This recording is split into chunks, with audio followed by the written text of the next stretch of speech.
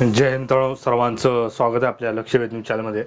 तर बघा मित्रांनो, आता बऱ्याच पोलीस भरतीचे ग्राउंडचे तारखा जाहीर होतील. परंतु एक धक्कादायक बातमी म्हणजे जे काही 2019 मध्ये जे काही मुलं फॉर्म भरले होते, तर त्यांच्यासाठी एक न्यूज बाहेर आली आहे. म्हणजेच एक पेपर कातरून बाहेर आलेला बघा.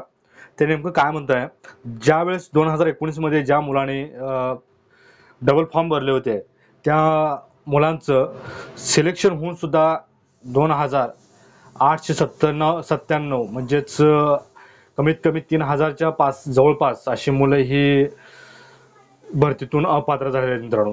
तर ह्यावेळेस जे काही मुलं पोलीस भरतीमध्ये डबल फॉर्म भरलेले आहेत त्यांना आपण मागील व्हिडिओमध्ये सुद्धा सांगितलं होतं की हे जे काही सध्या चालू आहे ते गेल्या वेळेस तुम्हाला माहिती होतं की double email I D change करून आपण फॉर्म भरू शकत होतो. परंतु ह्यावेळेस जे त्यांनी केलेली अट होती ती म्हणजे आधार कार्डावरनं केली होती. आणि आधार कार्ड क्रमांक हा कुठे भारतात जरी गेला तर तुमचा आधार क्रमांक एकच असतो. तर काय काय कॉपी बदलाने काय काय केलेलं आहे बघा.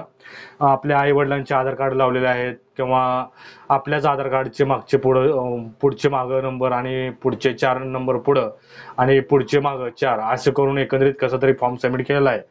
परंतु आपण बऱ्याच मुलांना सांगितलं होतं की ज्यावेळेस तुम्ही ग्राउंडमध्ये एंट्री करताय त्यावेळेस तुमचं आधार कार्ड मागितलं जातं आणि बायोमेट्रिक केलं जातं आणि ग्राउंडमध्ये तुम्हाला एंट्री दिली जाते फिजिकलसाठी. तर आपण हे सुद्धा सांगितलं होतं.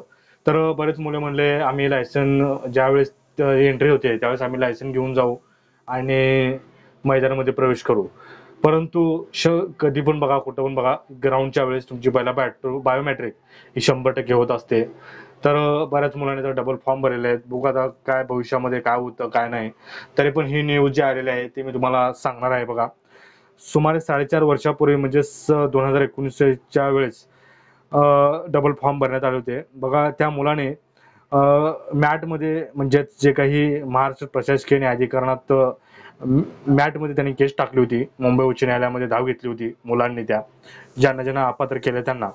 तर बघा आपण इथून चालू करतोय.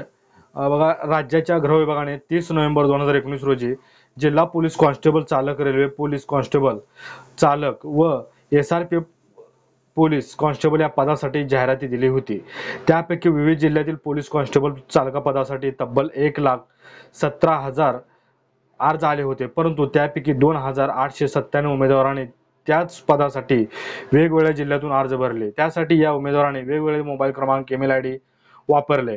काही जणांनी तर वेगळे आधार क्रमांकही दिले होते. इतकेच नव्हे तर काहींनी आपल्या पालकांच्या नावात अक्षरांची किरकोळ बदल करण्याची शक्कल लढवली होती. परंतु एका पदासाठी एकच अर्ज भरता येईल अशी स्पष्ट आठ जाहिरातीत नमूद होती. तरीही असे प्रकार झाल्याचे छाननी निष्पन्न झाल्यानंतर राज्य सरकारने या उमेदवारांना अपात्र ठरवले होते. त्यामुळे त्यांनी मॅटमध्ये धाव घेतली होती. मात्र मॅटच्या पूर्ण म्हणजेच मॅटच्या विद्यापीठाने म्हणजे काय पेटा जे आहे न्यायालयाचं त्यांनी सर्वांना अपात्र ठरवलेलं आहे. आणि बघा हे जे काही अपात्र ठरलेले विद्यार्थी आहेत, महत्वाचं म्हणजे बघा हे जे विद्यार्थी आहेत फक्त पोलीस कॉन्स्टेबल चालकचे आहेत मित्रांनो, कॉन्स्टेबलचे नाहीत. हे एक त्यावेळेस महत्वाचं ठरलं होतं 2019.